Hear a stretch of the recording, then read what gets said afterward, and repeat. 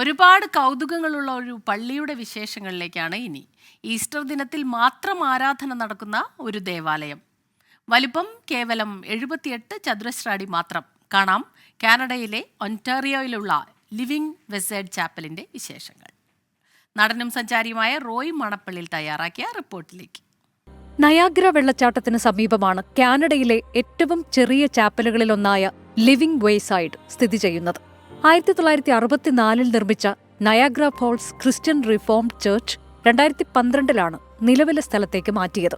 13 അടി നീളവും 6 അടി വീതിയും മാത്രമാണ് ചാപ്പലിന്.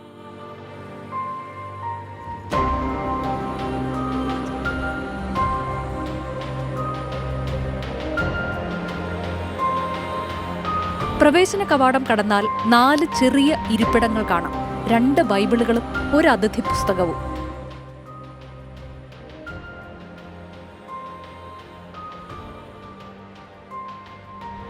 ലോകത്തെ ഏറ്റവും ചെറിയ ചാപ്പൽ എന്ന Guinness world record living water wayside ചാപ്പലിനുണ്ടെന്നാണ് പ്രാദേശിക ടൂറിസ്റ്റ് ഗൈഡുകൾ അവകാശപ്പെടുന്നത്. എന്നാൽ ഇതിന് ഔദ്യോഗിക രേഖകളില്ല.